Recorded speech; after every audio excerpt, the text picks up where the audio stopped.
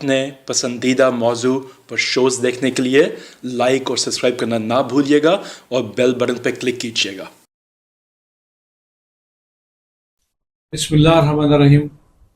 हकाइक TV च अज असी पहला पंजाबी प्रोग्राम कर जा रहे हैं और ये भी साढ़े एक हिंदुस्तान के दोस्त की फरमाइश है जिहदा नाम है प्रेमनाथ।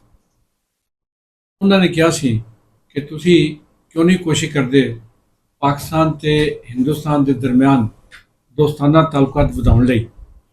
ते मैं इस सिलसिले च अज तकलीफ दी है नूर मोहम्मद कसूरी साहब नूं जिहड़े पाकिस्तान इंडिया बिजनेस काउंसिल के सदर ने ते उन्हां नूं ये तजर्बा भी है और दोनों मुल्कों दरम्यान वो तजारती ताल्लुकात वधाउण लई कोशिश भी करते रहते हैं। ते मैं कहना कि तजारती ताल्लुकात के नाल वो दोस्ताना ताल्लुकात वधाउण लई क्यों नहीं कोशिश करते। जी कसूरी साहब दसोगे तुसीं कोई अपनी तुसीं बेशक जिहड़ी रोत की बोलते हो उस बात बोल दो सानूं कोई हर्ज नहीं।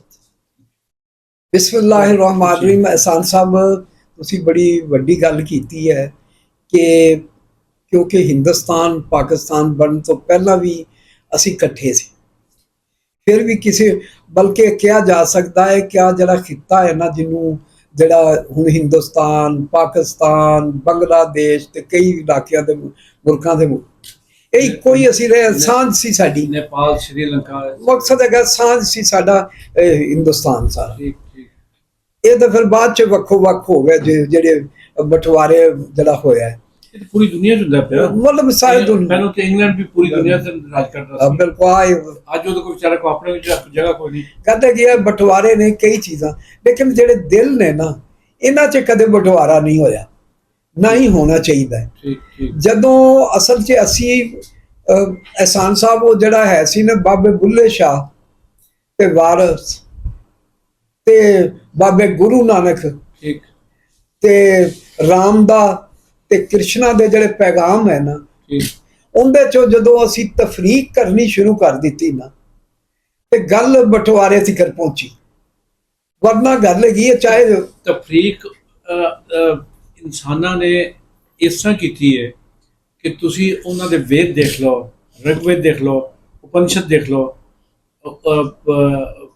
उपरवेद देख लो कोई वेद चारे वेद जड़े ने सारे पढ़ लो उन्हां च किसी जगह किसी इंसान की तफरीक नहीं और वो सारे सारे वादानियत दे अल्लाह दे एक होने का इकरार करते हैं।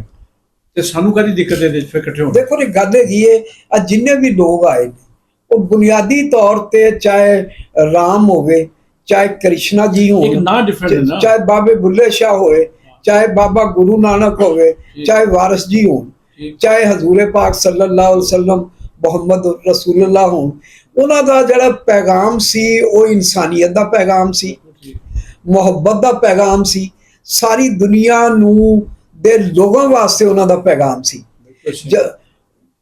उन्हों जदों असी समझ अगर समझ रहे हैं तो फिर असी इकट्ठे च होंगे।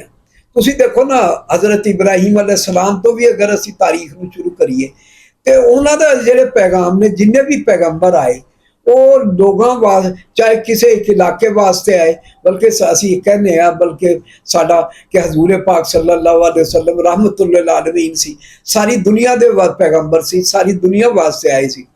तो मैं समझना कि ये अपना एहसान साहब एक बड़ी अच्छी गल तुसी कीती है कि असी जिहड़ा ये तफरीक आई है बंटवारे ने जिहड़े साडे विच नफरतां ते आ जिहड़े मुकाल दियां मौसम मैं जिहड़ी कसूरी साहब कहना चाहना तुसी भी वही कह रहे हो कि बंटवारे जमीनां दा होण दा कोई दिक्कत नहीं। मां प्यो च भी तो बंटवारे हो जाते ना उन्हां जमीनां च बंटवारे होंदे ने कदी कदी साडे परदादियां दी जिहड़ी जमीन सी ओह साडे तक उसां ही आई है। तो मुल्कां च भी ऐसा होंदा कि अपनी अपनी जुबान अपनी नस्ल के मुताबिक लोग अपने इलाके नूं तरजीह दे लेंदे ने दिलां च बंटवारे नहीं होने चाहिए। ते उनदा हुण यही एक बड़ा अच्छा पहले जदों पहले काम बड़ा अच्छा चलदा रहा कि इत्थे जिहड़े मुशायरे हुंदे सी उनदे च उस्ताद दामन सी फराग गोरखपुरी सी साहिर लुधियानवी साहब सरदार जाफरी साहब आंदे सी इधरों भी हबीब जादव सी उस्ताद दामन सी अपना अजमल डॉक्टर अजमल साहब सी वो ਤਕਰੀਬਾਂ 'ਚ ਜਾਂਦੇ ਸੀ, ਇੱਕ ਦੂਸਰੇ ਦਾ ਪੈਗਾਮ ਸੀ ਮੁਹੱਬਤ ਦਾ, ਉਹ ਲੈ ਕੇ ਜਾਂਦੇ ਸੀ। ਮੈਂ ਇਹ ਸਮਝਣਾ ਕਿ ਤਕਰੀਬਨ 15-20 ਸਾਲ ਤੋਂ ਇਹ ਅੱਲਾਹ ਪਾਕ ਦਾ ਬੜਾ ਫਜ਼ਲ ਹੈ ਕਿ ਮੈਨੂੰ ਇਹ ਮੌਕਾ ਮਿਲਿਆ ਕਿ ਮੈਂ ਪਾਕਿਸਤਾਨ ਦੇ ਲੋਕਾਂ ਦਾ ਜਿਹੜਾ ਮੁਹੱਬਤ ਦਾ ਪੈਗਾਮ ਸੀ, ਸ਼ਫਕਤ ਦਾ ਪੈਗਾਮ ਸੀ, ਇੱਕ ਦੂਸਰੇ ਨਾਲ ਇਕੱਠੇ ਰਹਿ ਕੇ ਚੱਲਣ ਦਾ ਪੈਗਾਮ ਸੀ, ਦਿਲਾਂ ਨੂੰ ਜੋੜਨ ਦਾ ਪੈਗਾਮ ਸੀ, ਉਹ ਮੈਂ ਲੈ ਕੇ ਜਾਂਦਾ ਰਿਹਾ। ਮੈਂ ਅੰਮ੍ਰਿਤਸਰ ਵੀ ਗਿਆ, ਆਪਣਾ ਗੁਰਦੁਆਰਾ ਸਾਹਿਬ, ਉਸ ਤੋਂ ਬਾਅਦ ਦਿੱਲੀ ਵੀ ਗਿਆ, ਇਸੇ ਤਰੀਕੇ ख्वाजा निज़ामुद्दीन ਦੀ ਧਰਤੀ ਤੇ ਵੀ ਗਿਆ, ख्वाजा मोइनुद्दीन चिश्ती ਦੀ ਧਰਤੀ ਤੇ ਵੀ ਗਿਆ, अरावली पर्वत भी गया, उस हाजी अली पीर दे द्वारे भी गया, आगरे भी गया ताज महल से। तो मैं तो देखिया उत्थे लोगों दे विच जिहड़ी मुहब्बत सी, एक दूसरे नूं मिलन दी, एक दूसरे नूं चाहत दी। मैं समझना एहसान साहब वो लोगों दे दिलों विच अजे नफरत नहीं है जी। लोगों दे विच जदों उन्हां नूं पता लगदा है कि मैं लाहौर तो आया, मैं पाकिस्तान तो आया, यकीन जानो एहसान साहब उत्थे लोगों ने बड़ी मुहब्बत की थी। बल्कि मैं समझना इन्ना लोगों दे विच मुहब्बत है कि मैं दिल्ली तो बंबे जा रहा सी एहसान साहब, ते नमाज का टाइम हो गया, तो मैं थोड़ा जा मैं ट्रेन के उत्ते सफ़र कर रहा सी, तो मैं जरा थोड़ा जा हिचकिचाहट महसूस कर रहा सी। मेरे नाल बड़ा एक हाईली एजुकेटेड एक दोस्त सी, नाल खवातीन बैठी हुई सी, उन्होंने कहा की गल है, खैरियत है? तो मैं क्या यार मैं नमाज का टाइम हो गया। तो उन्हें कहा कोई तू मुहम्मदन है? उन्हें तो पहला तो कदे किसी ने पूछा ही नहीं। उन्हें कहा तू मुहम्मदन है? मैं क्या बिल्कुल। उन्हें कहा कोई गल नहीं। एक औरत ने अपनी चादर ला के मेरे वास्ते बिछाई, हाँ एक चादर बिछाई। उन्हें कहा भाई जान तुसी नमाज पढ़ो, कोई मसला तुसी क्यों फिक्रमंद हो रहे सी? ते मैं समझना इसे तरीके नाल होर कई जगह ते ऐसे ही वाकयात होए कि जदों उन्होंने पता लगा मैं लाहौरी हाँ, पंजाबी हाँ, पाकिस्तानी हाँ, तो उन्होंने अपन अखां वडाइयां। तो मैं समझना कि असी जरा अगर एहसान साहब ये रवैया ना हुंदा, क्योंकि मैं तो यही सुनता सी कि जदों तुसी बार्डर लंघोगे शायद तुहानू कोई बंदा छुरा ना मार दवे, कोई मतलब है कि तुहाडा सिर ना पाड़ दवे, कोई तुहाडियां लत्तां ना भन दवे। ते एहसान साहब लेकिन मैनू ना ते कोई ऐसा वाकया पेश आया जिंदे च मैं उत्थे नफरत देखी हुई है पाकिस्तान के लोगों वास्ते, ना कोई होर मतलब है कि वाकया।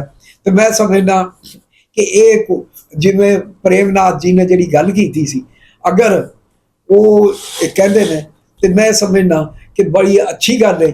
इनू असी जिहड़ा साडा व्यापार सभा का जिहड़ा प्रोग्राम है उन्होंने अगे असी दोस्ती दे विच याराने च भी तब्दील करने वास्ते असी उहदे ते काम करांगे। हुण असी कोशिश करांगे कि कोई इस तरीके नाल कोई अदबी बैठक होवे, कोई मुशायरा होवे ते पाकिस्तान दे हुण असी मैं दिल्ली च भी असी कोशिश करांगे कि मुशायरे दे विच पाकिस्तान दे लोगों नूं लैके जाइए, प्यार मुहब्बत करने वालियां नूं, ते उत्थों भी असी लाहौर बुलावांगे। वैसे तो देखो ना फैज़ मेला होया है, उनदे च हिंदुस्तान दे लोग आए, जालिब मेला होया है, उनदे ते भी आया है। इस तरीके गल नूं अगे एहसान साहब अगे असी वधावांगे।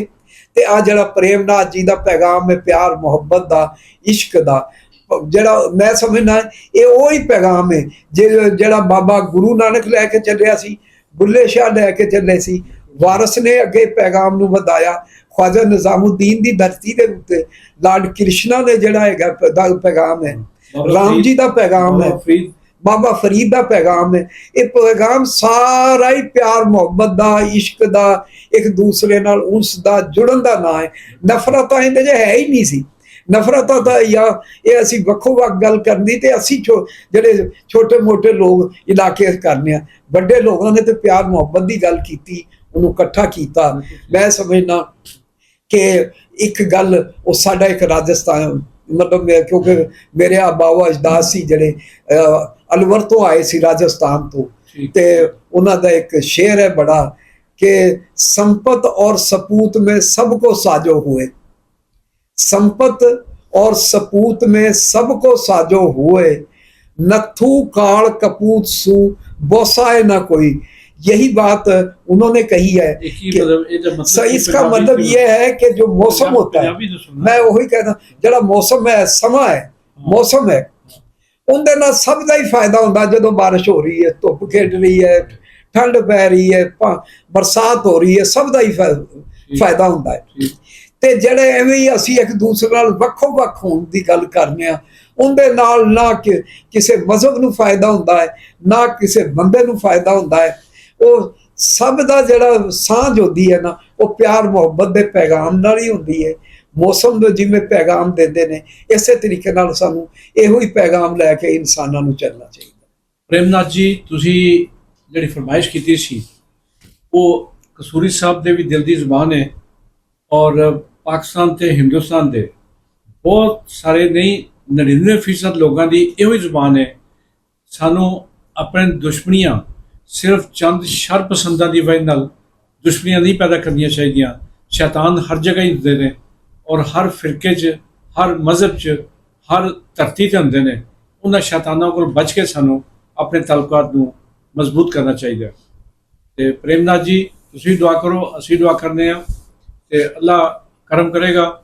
ਔਰ ਇਨਸ਼ਾਅੱਲਾ ਅਗਰ ਆਪਣੇ ਦਿਲਾਂ ਦੀ ਇੱਕ ਦੂਰਤਾ ਅਸੀਂ ਦੂਰ ਕਰ ਦਈਏ, ਔਰ ਇਹ ਨਾ ਸੋਚੀਏ ਕਿ ਧਰਤੀ ਵੰਡੀ ਗਈ ਹੈ। ਧਰਤੀ ਤੇ ਪਹਿਲੇ ਦਿਨ ਇੱਕ ਹੀ ਇਨਸਾਨ ਸੀ ਨਾ ਜਦੋਂ ਥੱਲੇ ਉਤਰਿਆ, ਉਹ ਪੂਰੀ ਧਰਤੀ ਉਹਦੇ ਲਈ ਸੀ। ਅੱਜ 192 ਮੁਲਕ ਨੇ, ਤੇ ਹੁਣ 100 ਉਹ ਸਾਰੇ ਇੱਕ ਦੂਜੇ ਦੇ ਕਬਜ਼ਾ ਕਰਨ ਦੀ ਕੋਸ਼ਿਸ਼ ਕਰਨ ਜਾਂ ਇੱਕ ਦੂਜੇ ਨੂੰ ਤਕਲੀਫ ਪਹੁੰਚਾਉਣ। ਸਾਰੇ ਆਪਣੀ ਆਪਣੀ ਜਗ੍ਹਾ ਰਹਿ ਰਹੇ ਨੇ, ਅਸੀਂ ਵੀ ਰਹਿ ਰਹੇ ਹਾਂ, ਹਿੰਦੁਸਤਾਨ ਵੀ ਰਹਿ ਰਿਹਾ।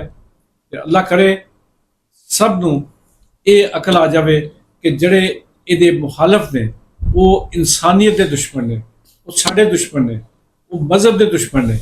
ਅੱਲਾ ਉਹਨਾਂ ਕੋਲ ਸਾਨੂੰ ਮਹਿਫੂਜ਼ ਰੱਖੇ। ਬਹੁਤ ਮਿਹਰਬਾਨੀ। ਅੱਲਾ ਹਾਫਿਜ਼।